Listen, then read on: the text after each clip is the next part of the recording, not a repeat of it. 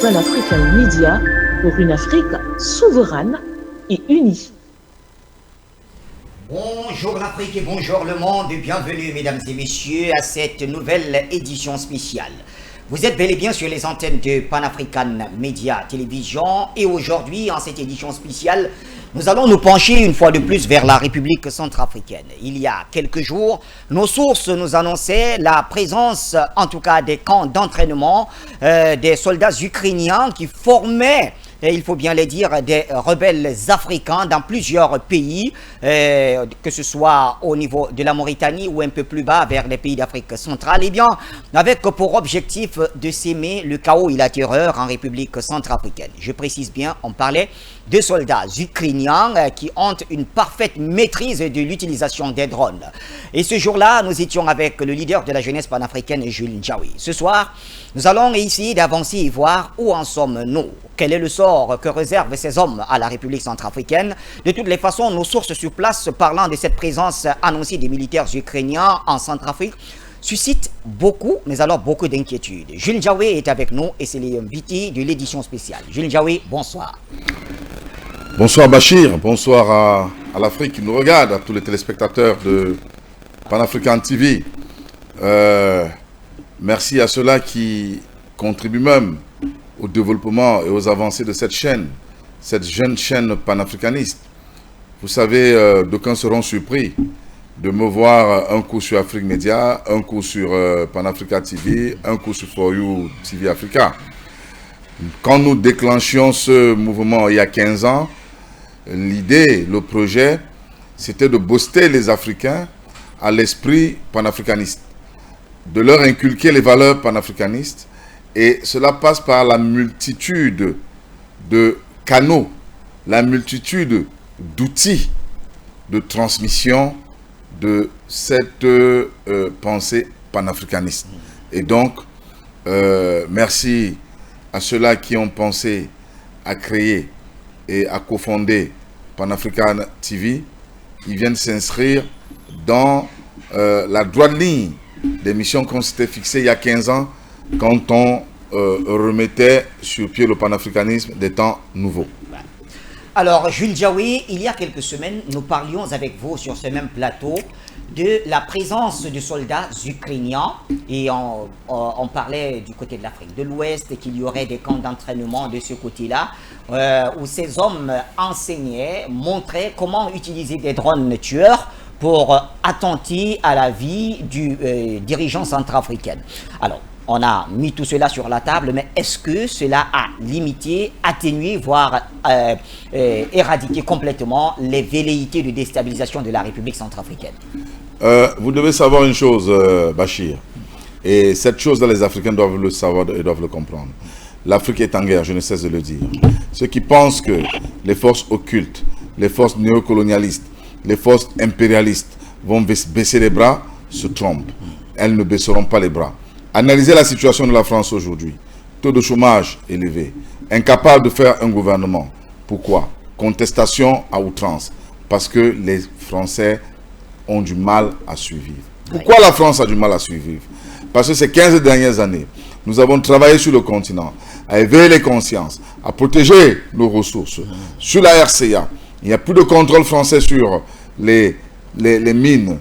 Le pillage à ciel ouvert qui s'opérait pendant que les musulmans et les chrétiens s'entretuaient a cessé depuis que le président Touadéra a pris le pouvoir et qu'il a ramené les alliés russes, rwandais et autres pour protéger le territoire. Donc, ces pillages de nos ressources naturelles ne peuvent plus s'opérer. Et quand ces pillages ne s'opèrent plus, c'est un manque à gagner pour la France qui n'arrive plus à trouver les moyens pour financer son système de sécurité sociale. Conséquence, les populations françaises sont dans les rues. Oui. Regardez, le Niger, depuis que le président Tchani a coupé les ponts avec la France, a décidé de ne plus vendre son uranium à la France, l'uranium de la France qui servait à tous les pays européens, la France qui était le plus gros trader d'uranium d'Europe, aujourd'hui ne peut plus trader l'uranium. Donc, elle prenait l'uranium à 10 francs, elle revendait à 1000 francs à ses pays européens, et elle se faisait une marge de 990 francs. ça n'est plus possible. Et donc, tous ces manques à gagner viennent creuser le déficit du système social français, ce qui entraîne de facto les gilets jaunes, ce qui entraîne de facto la misère ambiante, ce qui entraîne de facto le taux de clochardise très élevé que nous vivons aujourd'hui en France, et ce qui crée un manque d'assistance sociale de la part des pouvoirs publics français. Et donc, les politiques françaises qui sont élues par le peuple français pour protéger les intérêts des Français doivent aller chercher ou capter cet argent ou avoir ces fonds pour venir s'occuper des populations françaises. Et comme depuis la nuit des temps, ces fonds étaient captés en Afrique et qu'un nouveau type d'Africain est arrivé depuis 15 ans à sensibiliser ses dirigeants, à sensibiliser ses hommes politiques, à sensibiliser sa jeunesse. C'est le travail du panafricanisme étant nouveau. Ce travail a porté ses fruits et aujourd'hui, la France est boutée hors des frontières des États africains. Et donc, une fois boutée, la misère se fait ressentir au sein même de la France, au sein du système social français. Une grosse crise politique, aujourd'hui, nous la vivons dans le système politique français parce que toute forme d'homme politique qui arrive depuis un moment a la difficulté à résoudre la péréquation française qui s'appuyait systématiquement sur les ressources naturelles de l'Afrique qui permettaient à la France d'être une puissance occidentale mondiale. Maintenant que le poteau rose est découvert et que nous les Africains, nous avons décidé nous-mêmes de conduire nos destinées, de nous battre contre vents et marées, sans armes, les mains nues, on va se battre. Sans armes, les mains nues. En Centrafrique, les jeunes se sont battus pour imposer leur manière de voir leur système, leur idéologie, leur système politique, leur idéologie, leur conception idéologique. Et cette conception idéologique tourne autour de l'accompagnement des idéaux de la politique du président Faustin Archange Touadéra. Ce président qui, depuis son arrivée, a posé des actes salutaires, des actes salvateurs, des actes qui permettent aujourd'hui à la RCA d'exister en tant qu'État-nation et non plus en tant qu'État opprimé. Donc, tout ceci démontre à suffisance que la France a perdu le contrôle des pays africains au sein desquels elle puisait les moyens qui faisaient d'elle une grande puissance. Et donc, épris de cette envie de demeurer une grande puissance, la France va multiplier tous les stratagèmes possibles pour récupérer sa position d'antan. Et donc, nous sommes déjà, nous, considérés comme des morts ambulants. Nous tous qui défendons le panafricanisme des temps nouveaux sommes considérés comme des morts ambulants. Mon très cher frère Bandakani, sache que tu es un mort ambulant. Monsieur Nathalie Yam est un mort ambulant. Kenny Seba, mort ambulant. Batengene Jonathan, mort ambulant. Mais c'est le choix que nous avons fait pour l'Afrique. Si nous devons mourir pour l'Afrique, alors nous mourrons pour l'Afrique. Et donc, ce qui va justifier que la France, il y a quelques mois, a commencé à former des individus dans des zones spécifiques de l'Afrique que sont le Maroc et la Mauritanie. Voilà.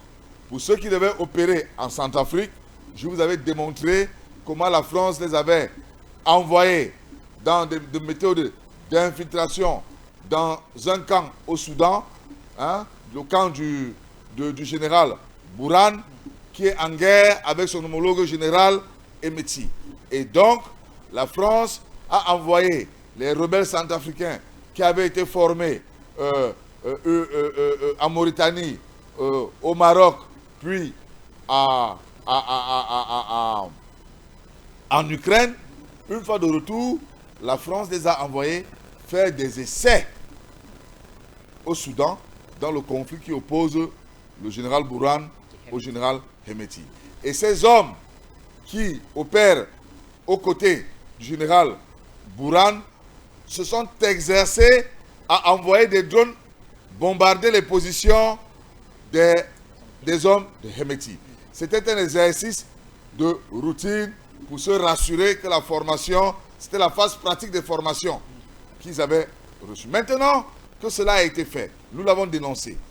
Nous avons découvert par la suite que ces hommes ont été déportés dans une zone des 3 frontières.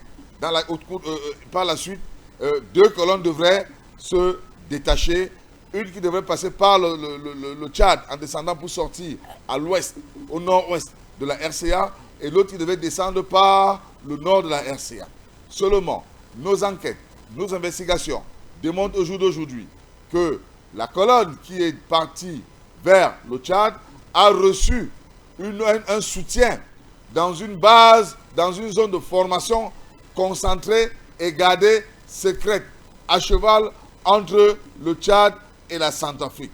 Cette zone, souvenez-vous, lorsque la France avait démobilisé au Niger, un contingent français est arrivé à N'Djamena, a traversé N'Djamena, a foncé vers la frontière de la RCA. Et j'avais créé alerte à l'époque de ce que c'était un danger. Nous ne comprenons pas. Dans cette zone, il n'y a pas de base. Logiquement, ces contingents qui avaient démobilisé au Niger devraient aller dans la zone de Faya-Largeau. Parce que c'est là-bas, dans le nord du Tchad, qu'est concentrée une multitude de bases françaises. Nous ne comprenions pas à l'époque pourquoi la France avait jeté son dévolu dans le sud, frontalier, dans le sud du Tchad, frontalier au nord-ouest de la RCA, dans une autre zone de 3 frontières avec le Cameroun. Et bon, aujourd'hui, nous savons pourquoi. Parce qu'à cet endroit, la France a vite fait d'établir une base, un camp de formation piloté par 20 soldats ukrainiens qui sont en train de continuer la formation de ces soldats rebelles qu'elle a recrutés et dont une partie a été déjà formée en Ukraine, en Mauritanie et au Maroc et qui s'est exercée au Soudan du côté du général Bourhan.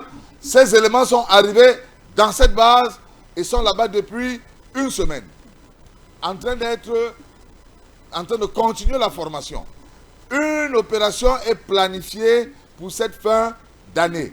Si ce n'est ce soir, c'est prévu pour ce soir 31 janvier, en tout cas avant 31 décembre, cette opération doit s'opérer avant le 5 janvier. L'objectif de cette opération, c'est d'assassiner le président Faustin Archange Touadéra. La stratégie est bien huilée. Les hommes qui vont piloter les drones aériens en ce moment sont du côté du Tchad, dans le camp que je viens de décrire, mais il y a des Soudanais, des personnalités soudanaises, des agents, des militaires et agents de renseignement soudanais, pro-Bourhan, qui sont entrés en Centrafrique. Ils opèrent en Centrafrique comme des commerçants. Et ils sont suivis, croyez-moi, parce que le système de sécurité et de renseignement centrafricain les a à l'œil. Ils sont en train de préparer, cela c'est ce qu'on appelle les éclaireurs. C'est eux qui ont fait le travail de balisage. Ils étudient au quotidien les déplacements du président Touadéra. Ils essaient d'infiltrer le système administratif, le système à la présidence, pour connaître les horaires de déplacement et les sites que le président Touadéra va côtoyer, va visiter dans les jours à venir dans Bangui. Donc, c'est cette enquête de terrain qu'ils sont en train de faire qui va permettre la frappe fatale, celle qui doit porter atteinte à la vie du président Touadéra. Je répète, c'est des colonels de l'armée, soudanaise pro-Bourhan qui sont arrivés en Centrafrique au nombre de 14. Ils sont identifiés, nous connaissons leur position, nous connaissons les hôtels où ils vivent. D'autres ont logé au Ledger. Ils ont déménagé du Ledger il y a quelques jours parce qu'ils ont constaté qu'ils étaient filés. Si les forces africaines connaissent effectivement les positions de tous ces hommes, pourquoi ne pas les arrêter? Vous savez, il y a un travail, il y a un travail qui est en train d'être fait. Oui. Peut-être qu'à l'heure où je vous parle, d'autres ont déjà été interpellés. Oui. Parce que aujourd'hui, la méthode, elle doit être très intelligente. Elle doit être très intelligente. Si les forces, vous savez que la RCA entretient des relations diplomatiques avec le Soudan, avec l'entière totalité des pays qui lui sont frontaliers. Donc, interpeller des individus n'importe comment, il faut faire attention. Mais il y a un travail de filature. C'est la filature, c'est le fruit de cette filature qui va pousser à une décision. Mais notre rôle, nous les panafricanistes, ce n'est pas d'attendre que le crime soit fait pour dénoncer. Ce n'est pas d'attendre parce que l'issue des filatures, on ne sait pas à quoi ça va donner. Oui. Donc nous, panafricanistes, qui avions déjà ces éléments, on dénonce tout de suite. On dénonce dans le temps parce qu'il faut protéger le peuple. Il faut protéger les citoyens. Il faut protéger les populations centrafricaines. Il faut surtout protéger le président Faustin Archange Touadéra. Pour qu'une telle mission, Jules Diawé, aboutisse, il faut bien des complicités internes. Est-ce qu'à ce niveau, on a des informations? Oui, nous avons des informations. Il y a certaines classes de l'opposition qui travaillent en intelligence avec ces forces obscures pour l'assassinat du président Touadéra. Pourquoi? Parce que cette opposition est pilotée par des politiques françaises qui estiment aujourd'hui que le seul moyen de freiner l'élan de développement, de freiner l'élan de conscientisation, de freiner le système de réforme qu'impulse le président Touadéra, c'est de porter atteinte à sa vie. C'est de porter atteinte à sa vie. Ça, c'est un. De deux, ces politiques françaises estiment que le retour des Russes en Afrique est la faute du président Faustin Archange Touadéra parce que c'est lui qui fut le premier c'est lui qui a ouvert le bal quand même, il faut bien le reconnaître. Des Russes en Centrafrique pour protéger les populations centrafricaines. Donc vous voyez autant de griffes dont la France porte contre le président leader panafricaniste, j'ai nommé président professeur Faustin Archange Touadéra. Et donc, c'est ce nouvel élan, c'est cet élan, cette énergie positive que dégage le président Faustin Archange Touadéra, qui a déteint sur ses compères du Niger, qui a déteint sur ses compères du Burkina Faso et du Mali, qui porte un coup, une atteinte fatale à la stratégie, à la politique esclavagiste de la France en Afrique. Et donc, la France est donc décidée à avoir la tête du président Touadéra, mais c'est sans compter sur le fait qu'aujourd'hui, il y a une génération qui n'est plus celle des années 70, celle des années 60, celle des années 80. La nôtre, c'est une génération de combattants. La nôtre, c'est une génération de révolutionnaires. La nôtre, c'est une génération de panafricanistes étant nouveaux. Parce que nous combattons avec des armes intellectuelles. Nous avons le même niveau intellectuel que ceux qui dirigent la France aujourd'hui, que ceux qui rythment le développement de l'Europe. Nous aspirons simplement à ce qu'on nous laisse rythmer le développement de l'Afrique à notre manière, avec nos outils et nos convictions. Donc, mon cher chef Bachir, l'heure est grave. Les Africains doivent comprendre que l'heure est grave. Nous sommes en guerre. Même ceux des pays qui prétendent à une relative accalmie, je parle bien de relative accalmie, la stratégie aujourd'hui, elle est de déstabiliser l'Afrique. Vous savez pourquoi? Vous nous le dites. Vous savez pourquoi? Parce que l'Afrique, c'est 2 milliards d'habitants d'ici 30 ans. 2 milliards d'habitants, vous ne les commanderez pas. L'Europe va perdre tout contrôle sur l'Afrique. Il vaut mieux organiser des guerres aujourd'hui pour freiner l'avancée démographique, pour décimer les Africains, afin que l'Occident continue d'avoir le contrôle sur l'Afrique. Parce que le véritable pouvoir, il est démographique. Le véritable pouvoir, c'est la démographie qui crée la richesse. C'est la démographie qui crée la richesse. Donc, l'Afrique a tout pour être une grande puissance comme la Chine l'est aujourd'hui, grâce à sa démographie. Et les Occidentaux, les penseurs occidentaux, ont déjà compris qu'il faut impérativement freiner l'Afrique avant qu'il ne soit tard. C'est une question de suivi de la race occidentale. Donc, mon cher Bachir, nous ne nous trompons pas de combat. Le combat de l'Africain, ce n'est pas le Centrafricain. Le Centrafricain n'a pas à combattre le Gabonais. Le Gabonais n'a pas à combattre le Camerounais. Le Camerounais n'a pas à combattre le Nigérien. Non, nous devons unifier nos forces pour combattre l'Occident. Notre ennemi premier, c'est l'Occident. Et en tête de l'Europe, c'est la France. La France esclavagiste, la France néocolonialiste. C'est cette France-là qui est la source des malheurs, de tous les malheurs des peuples africains. En commençant, certains me diront, oui, ceux qui sont aux manettes, c'est des Noirs, c'est des Africains, c'est pas des Français. Bien sûr que c'est des Noirs, mais c'est des Noirs tenus par des liens spéciaux. Oui. Et c'est ces liens spéciaux que nous devons couper. Que nous, la nouvelle génération, nous avons coupé depuis 15 ans. C'est pour cela que nous portons l'Afrique vers son triomphe. Nous portons l'Afrique vers sa libération. Et je demande à tout Africain de soutenir le président Touadéra. Je demande à toute la sous-région Afrique centrale de soutenir le président de l'exercice de la CEMAC. Il faut le soutenir. C'est la solution au problème de l'Afrique. C'est la solution aux problèmes de la sous-région. C'est un nouveau penseur. Il pense différemment. Il pense au développement de son pays. Il pense au développement de son peuple. Son pays, c'est l'Afrique. Son peuple, c'est les Africains. Alors, M. Bachir, nous devons tous faire union sacrée autour du président Touadéra, en tout cas, autour du Centrafrique. Je puis vous rassurer que votre message passe très bien. Mais rassurez-vous, puisque je reçois beaucoup de messages ici d'encouragement de nos téléspectateurs qui... alors, message force à la Centrafrique, soutien total au président Touadéra, bravo Jundiawe. En tout cas, il y en a beaucoup de messages de ce genre. Mais je voudrais quand même revenir sur un aspect. Tout à l'heure, dans votre développement, vous avez évoqué l'opposition. Et du coup, ça nous ramène quand même à se rappeler du fait que 2025 sera une année cruciale du point de vue politique avec les élections qui arrivent en République centrafricaine. Jundiawe. Monsieur Bachir, oui. La déstabilisation du Centrafrique est scientifiquement pensée. Elle commence par la déstabilisation sociale qui va tirer son essence dans la déstabilisation économique. Vous vous souvenez le fameux épisode de la gestion des produits pétroliers en Centrafrique. Oui. Lorsque la France constate que le pays de Faustin-Archange Touadéra lui tient tête depuis l'arrivée des alliés russes et rwandais, et que la France n'a plus les moyens militaires et politiques, parce que l'opposition inexistante, son opposition manipulée, inexistante, démasquée par le peuple.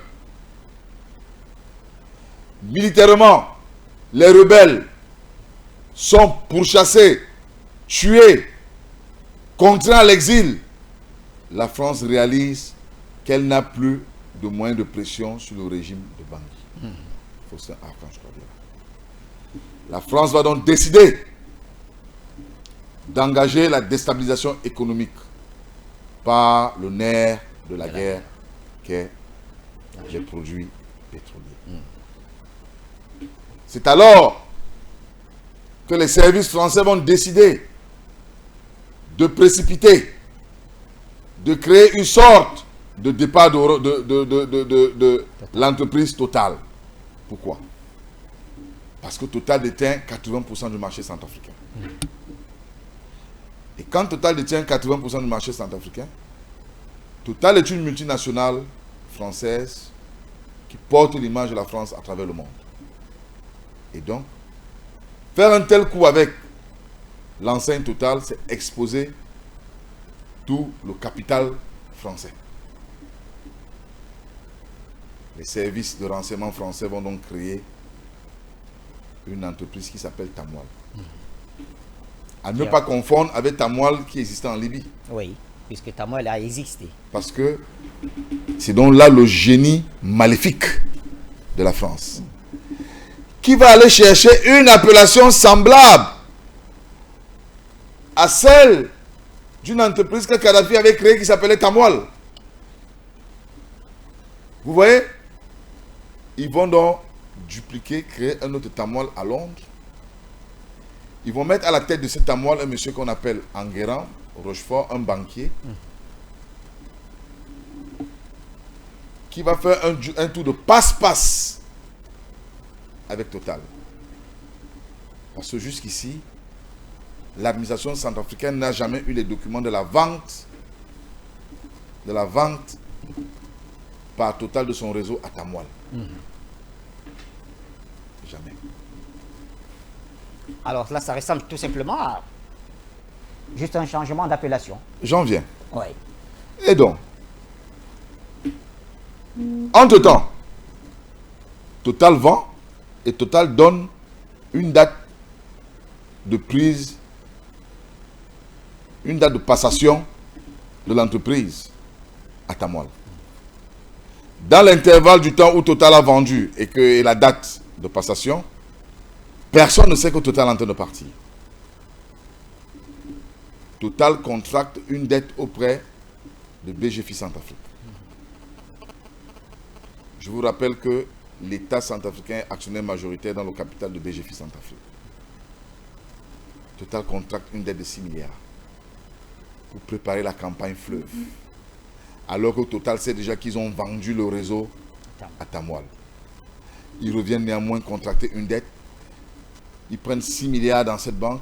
Les 6 milliards qui représentent l'épargne des Centrafricains. L'argent que Total a pris pour financer la campagne Fleuve, c'est l'épargne des Centrafricains. Total part avec cet argent et Total ne finance pas la campagne.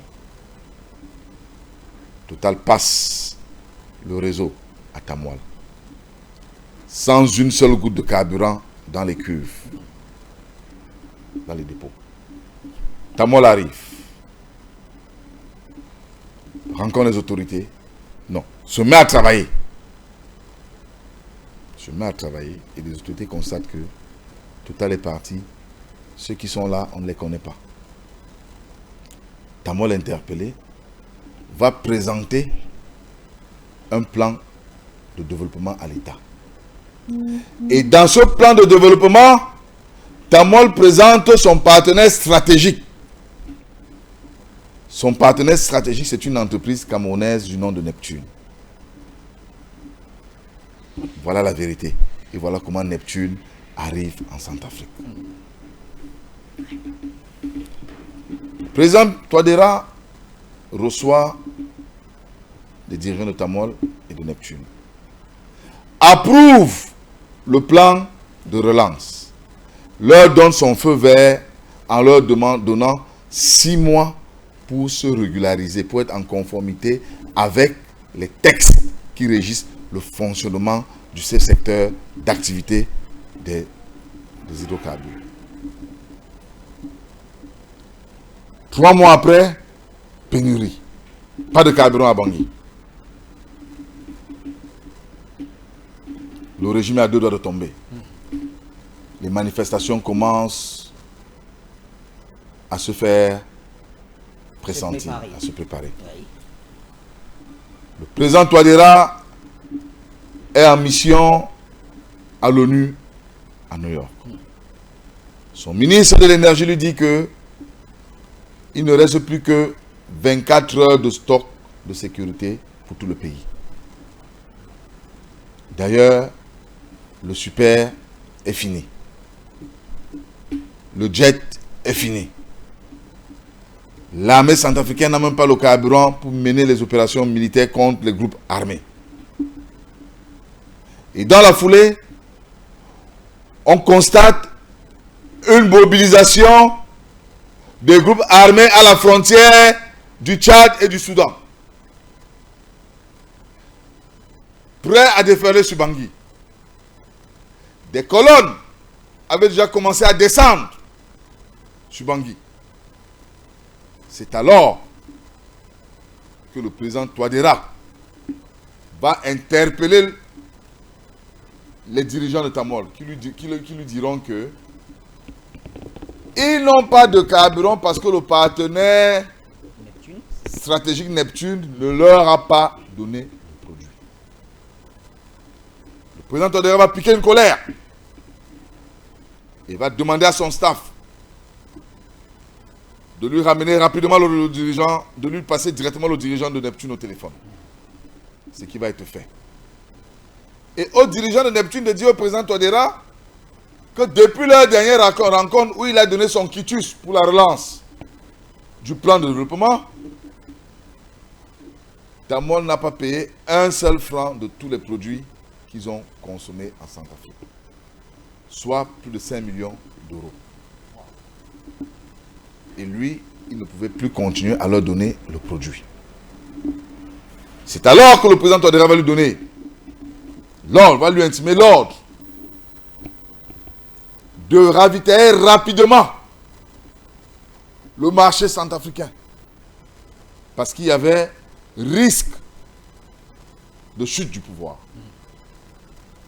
Et qu'il y avait déjà une colonne de rebelles qui s'apprêtaient à descendre sur Bangui, à marcher sur Bangui. Ce digne fils panafricaniste à qui je dis merci. J'ai nommé le PDG de Neptune Cameroun. Merci. Merci, monsieur le PDG. Vous avez sauvé l'humanité. Vous avez sauvé l'Afrique. Vous avez évité une autre honte, un autre désastre humanitaire à ce peuple, au peuple centrafricain. Ce monsieur, en 24 heures, va mettre plus de 150 camions de 36 000 litres. Faites le calcul, monsieur Bachi. 150 camions de 36 000 litres en 24 heures. Au bout de 48 heures, le carburant va arriver à Bangui. L'armée aura le jet pour attaquer, pour lever ses avions. Ces chasseurs bombardiers qui sont allés défaire les colonnes. Les rebelles. Des rebelles qui s'apprêtaient à attaquer Bangui. Voilà comment Neptune s'est implanté en Centrafrique. Voilà comment, quelques jours plus tard, nous allons découvrir que c'était une stratégie de la France qui consistait à paralyser la capacité de riposte. Paralyser la capacité de riposte des forces alliées et des forces armées centrafricaines face à l'adversaire qu'ils avaient préparé pour marcher sur Bangui. En tout cas, on a fait plusieurs séries de mini-docs. C'est pour en chuter. Oui. Vous voyez donc comment l'économie, la déstabilisation économique va impacter de facto la déstabilisation sociale. Tout est lié. Tout est lié. On est parti du militaire vers les questions Et économiques. aujourd'hui, parce que l'entreprise panafricaine Neptune a sauvé l'humanité en Centrafrique, des outils de néocolonialisme des temps modernes ont été activés, actionnés, notamment le FMI. Le FMI. Pour monétiser. Actionné aujourd'hui pour détruire Neptune, actionné aujourd'hui pour sortir Neptune du système de distribution de produits pétroliers en Centrafrique. Et ne soyez pas surpris que dans les jours à venir, des sanctions commencent à pleuvoir contre Neptune. Parce que c'est planifié. Neptune leur empêche de tourner en rond en Centrafrique. Neptune empêche un autre génocide en Centrafrique. Parce que Total, en son temps, avait refusé de ravitailler les hélicoptères de nos alliés russes qui décollaient pour aller combattre les forces négatives pilotées, envoyées par la France. Je dis bien pilotées et envoyées par la France. Aujourd'hui, parce que le peuple, le président Touadéra a ouvert les yeux et a compris ce qui se tramait, a pris une décision qui aide aujourd'hui à contrer les plans machiavéliques de la France. L'impérialisme français actionne un outil international qu'on appelle le FMI pour sanctionner Neptune. En d'autres termes, il faut mettre Neptune hors de la Centrafrique pour que le plan machiavélique s'applique en 2025 avant les élections. Très bien. Et donc, je vous dis, cette stratégie aujourd'hui est discutée dans les officines diplomatiques centrafricaines. C'est en discussion. Je mets au défi l'ambassadeur de France en Centrafrique. Je mets au défi l'ambassadeur des États-Unis en Centrafrique. Je mets au défi l'ambassadeur de l'Union européenne en Centrafrique.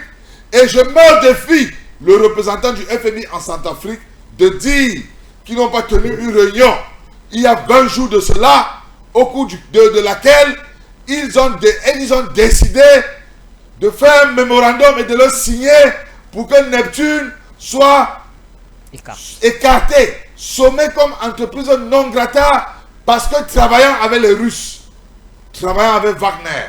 Voilà l'élément de langage qu'ils sont en train de développer aujourd'hui pour clouer Neptune au pilori. Et je vous dis, Neptune n'a rien à voir avec Wagner. C'est Tamwal qui a amené Neptune en Centrafrique, croyant utiliser une entreprise panafricaine pour tromper la vigilance du président Touadéra lui-même panafricain, en se disant que si on a un partenaire stratégique qui est une entreprise panafricaine, le président Touadéra va dormir l'esprit, comme on dit, au quartier. Malheur en a pris. Malheur en a pris les ancêtres africains, les dieux de l'Afrique, qui veillent sur le peuple africain, ont mis le pot, ont démasqué le pot au rose. Et donc, le président Touadéra a simplement dit à l'entrepreneur panafricain que puisque tu es une entreprise panafricaine et que je suis panafricaniste, créons les conditions entre panafricanistes et travaillons pour le panafricanisme. Très bien. Voilà donc ce qui est fait. Alors, troisième axe, Jules Diawé. Petit à petit, on s'achemine vers la fin de notre émission. Alors, depuis quelques jours, il y a des plumes quand même qui écrivent en République centrafricaine parlant des élections à venir, la possible candidature du président Touadéra présentée comme une sorte de troisième mandat. Alors, dans votre jargon, est-ce qu'on parle de troisième mandat ou alors du premier mandat de la 7e République? Monsieur Bachir, Oui. le débat sur la candidature du président Touadéra, c'est un débat qui n'a pas lieu. Le peuple centrafricain, en toute souveraineté, a pris lui-même les destinées de son pays, de son pays et de son histoire. Le peuple a réécrit la Constitution. Et dans cette Constitution, il n'y a aucunement un article qui interdit à ceux qui remplissent les conditions d'être candidats. Oui. Je ne veux pas un débat puéril dessus. La Constitution est là. C'est la loi fondamentale qui guide et rythme la vie de la nation centrafricaine. Est-ce que le président Touadéra remplit les critères, tout comme Anissé Dologuélé, tout comme Martin Ziguélé, tout comme je ne sais pas qui, Karim Mekassoua, mais Mekassoua qui est déchu de ses droits civiques. Parce qu'il faut savoir que Mekassoua est passé devant une cour martiale. Il est déchu de ses droits civiques. Donc, Dologuélé, après avoir spolié le peuple centrafricain, lors de son passage aux affaires, a le droit d'être candidat. C'est bien. Ziguélé, Martin, parent attitré de toutes les rébellions qui ont sévi en Centrafrique depuis 25 ans. Parent attitré de toutes les rébellions qui ont sévi en Centrafrique depuis 25 ans, a le droit d'être candidat. Oui, ça enchante la France, c'est normal. De toute façon, c'est leur poulain. Dondra. Il est de l'international socialiste. Henri-Marie Dondra, le nouveau caneton de la bande des hommes politiques, parce que c'est le nouveau poussin, a le droit d'être candidat. Pure fabrication du président Touadéra. A le droit d'être candidat parce que c'est la démocratie. C'est normal. La France va valider. Tiangaï. Tiangaï, éternel premier ministre de groupe armé. Éternel premier ministre de groupe armé. Donc, comptable du sang des Centrafricains entre ses mains, a le droit d'être candidat. C'est normal pour la France. Mais Touadéra, Faustin, Archange, dit le quanticien de Bangui, promoteur de la nouvelle vision et de la nouvelle pensée centrafricaine, maître en chef de la renaissance du Centrafrique, n'a pas le droit d'être candidat. Lui qui n'a jamais pris les armes, lui qui n'a jamais tué un Centrafricain, il n'a pas le droit d'être candidat. Non mais écoutez, c'est une hérésie. Je ne sais pas par où ça va, comment ça va se faire. Le président Touadéra sera bel et bien le candidat de son parti Le MCU. et de ses alliés. Il sera le candidat de ceux-là qui vont décider de le porter à la candidature. Ça ne se discute pas, M. Bachir. Ça ne se discute pas. Et ça annonce d'ailleurs le grand match. C'est maintenant. Ceux-là qui ont longtemps dit que Touadéra est arrivé au pouvoir de manière accidentelle. Mekassoua l'a dit, Dologele l'a dit, Ziguele l'a dit. Mais, de quoi ont-ils peur? C'est le moment inouï pour leur démontrer. Pour démontrer à ceux-là que le président Touadéra fait de la mathématique quantique dans la politique. Qu'il applique les théories quantiques en politique. Parce qu'il va les battre KO. Ils seront battus KO. Ils peuvent faire autant de coalitions. Tant qu'elles sont démocratiques, ils verront bien que le peuple est du côté du président Touadéra. Mais alors, si eux ils pensent qu'ils peuvent battre Touadéra dans les urnes, pourquoi aller pactiser avec des groupes armés? Pourquoi repartir pactiser avec la France politique qui va envoyer les Ukrainiens utiliser des bombes pour abattre le président Touadéra? Si vous êtes tant bien sûr que ça de pouvoir relever le challenge politique en allant sur le terrain politique, battre campagne et gagner le président Touadéra, vous n'allez pas coopérer avec des bandits. Vous n'allez pas coopérer avec les assassins du peuple, tels qu'ils le font en ce moment. Les Mbolingumba, qui coopèrent aujourd'hui, qui sont en train de financer des groupes armés dans le Hombomu. Oui. Donc, c'est de la lâcheté politique. C'est des incapables. Ils n'ont jamais rien pu apporter à ce peuple. Et ils sont jaloux, aigris des changements que le président Touadéra apporte au quotidien, les transformations, la transformation de la société centrafricaine. Aujourd'hui, quand vous arrivez en Centrafrique, mais il y a un indicateur qui ne trompe pas. Les duplex se poussent. Les duplex se poussent. Il y a 15 ans, 20 ans en Centrafrique, c'était un rêve de construire un duplex. Dans Bangui, les maisons étaient en terre battue. En terre battue. Aujourd'hui, vous avez des maisons en aggloméré, en ciment, en béton, dans Bangui. Dans Bangui. Aujourd'hui, le niveau d'importation des poulets congelés a diminué de plus de 30%. Allez-y voir les statistiques. Les Centrafricains, la nouvelle génération, elle s'est lancée au travail. Dans l'agriculture. Elle a pris conscience que leur devenir n'est pas forcément dans la fonction publique. Et c'est le discours que le président Touadéra tient tous les jours aux jeunes Centrafricains. Ils sont dans l'élevage, dans l'agriculture. Prenez la route de Maïki. Toutes les terres là-bas aujourd'hui, c'est des jeunes. La jeunesse pionnière qui a été organisée par le président Touadéra. Regardez les fruits qu'elle porte aujourd'hui. Regardez les fruits qu'elle porte. Aujourd'hui, 30% du poulet est produit en local en Centrafrique. Ce qui n'existait pas, les statistiques sont là. Quand nous arrivions au pouvoir, en 2016, 100% des produits alimentaires étaient importés. 100%. Aujourd'hui, les Centrafricains produisent des poulets. Les Centrafricains cultivent le maïs pour faire la provence. Eh oui, ça là, c'est à mettre à l'actif du président Touadéra. On en parlera d'ailleurs le moment venu. Jules Ndiaye, dernier arrêt.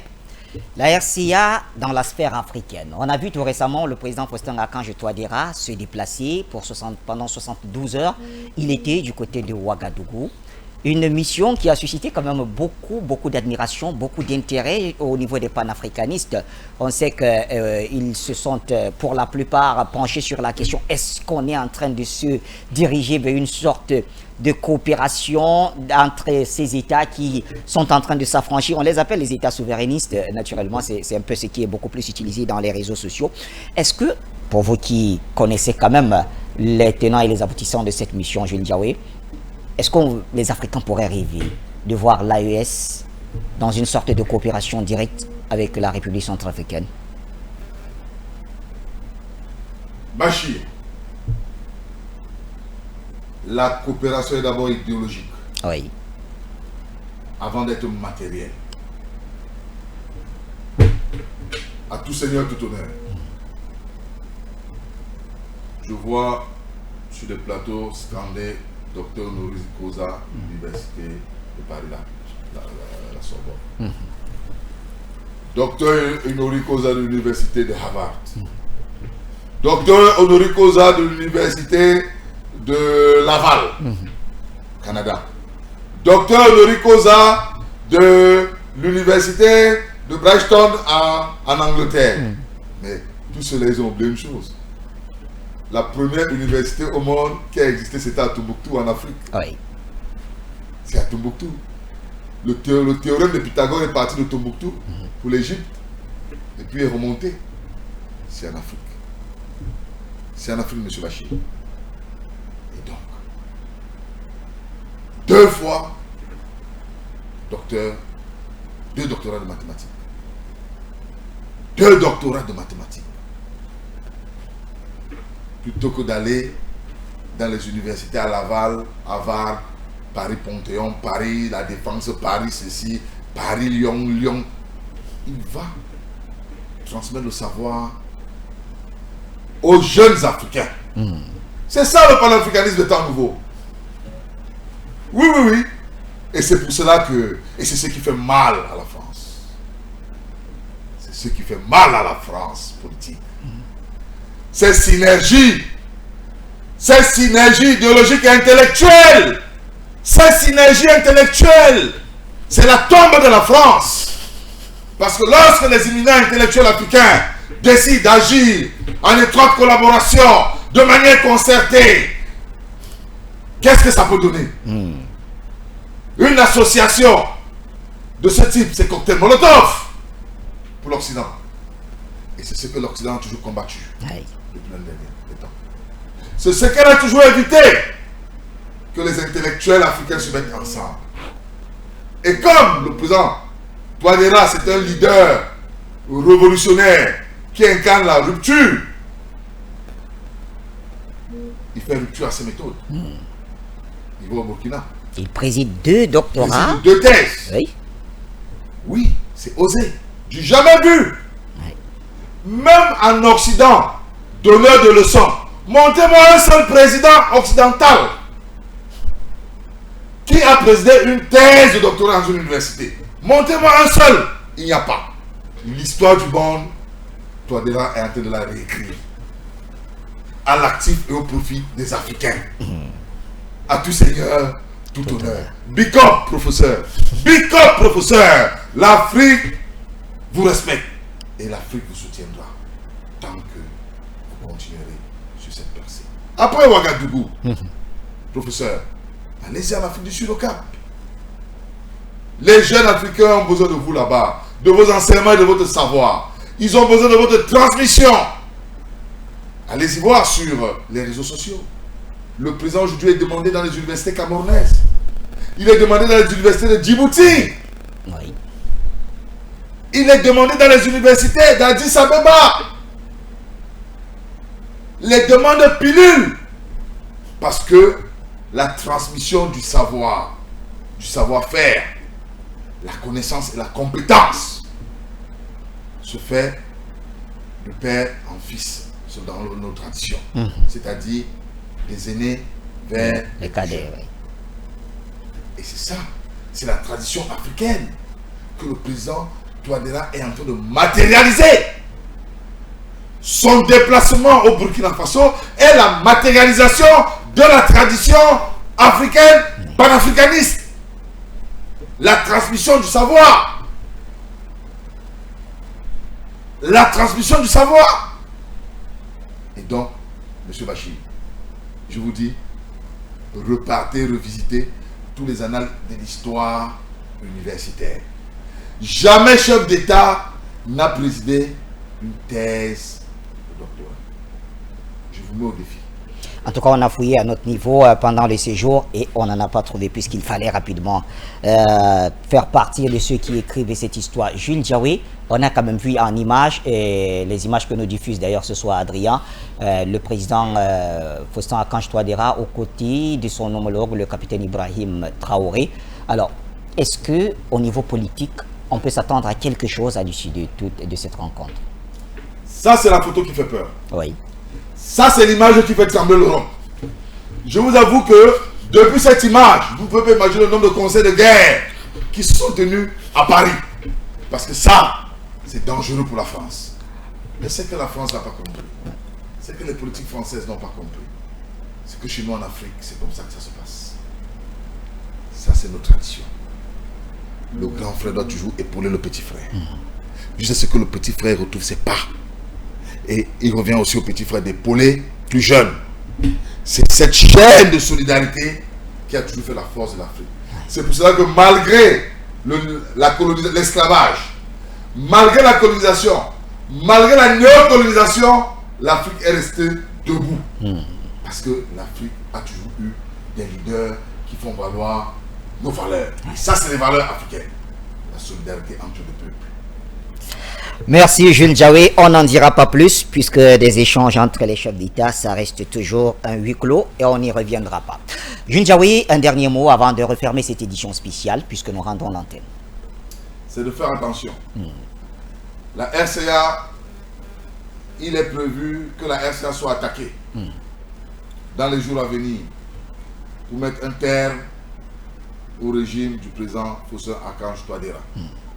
Je demande à tous les Centrafricains, à tous les jeunes du Centrafrique, de rester et de demeurer vigilants, de ne jamais fléchir. Ce peuple a été résilient, c'est pour cela que les fruits de la résilience, aujourd'hui, commencent à germer. C'est pour cela que l'ennemi a pris sur lui de redéstabiliser à nouveau le peuple centrafricain par la planification du crime et de la mort. Restons vigilants, peuple d'Afrique. Je vous appelle à une véritable solidarité autour du peuple centrafricain qui a besoin de votre soutien. Il faut soutenir le peuple centrafricain. Il faut soutenir le régime du président Touadéra. C'est un régime qui aujourd'hui est dans l'orbite du mal de la France. Merci Jules Ndiaye, leader de la jeunesse panafricaine, leader du mouvement soutenant Touadéra, et c'est les casquettes qu'il arbore sur nos plateaux de télévision. Merci à toute l'équipe qui vous accompagne, vous vous déplacez pas seul, il y a toujours une grande équipe qui vous accompagne, Jules Ndiaye. Tout ceci montre le caractère de leader affirmé que vous êtes. Merci à tous les téléspectateurs de Pan-African Media Télévision à qui nous souhaitons une très très bonne et heureuse année 2025. 2024, nous sommes en train de la refermer et on a eu le plaisir, sinon le bonheur d'avoir comme dernier invité de cette année Jules Ndiaye. Merci à tous mes collaborateurs, très nombreux sont-ils qui se sont sacrifiés, Yannick Song, Didiol, Adrien Engwe pour ce soir, Linda Ndidi à la direction générale, Jonathan Batengene, Charlie Kenye, Nasser Ladan. Alors vous êtes très nombreux, Hervé Pondia Sanjo, Abdoulaye Rahman, j'essaye comme ça, Boubakari Kouvou, naturellement, Fabiola Dombe, toutes et à tous, je vous remercie pour la fidélité, l'engagement pour que cette chaîne soit ce qu'elle est. Jules Ndiaye, à vous, et par là je ressors, merci particulièrement pour votre engagement. Vous avez tenu la main de cette chaîne depuis le début, depuis sa création et jusqu'à aujourd'hui. Et je crois que le chemin ne fait que commencer. Merci à vous. Et on ne peut que vous souhaiter tout le bonheur du monde. Merci à toutes et à tous. Et surtout, bonne suite des programmes sur les antennes de Pan-African Media Télévision.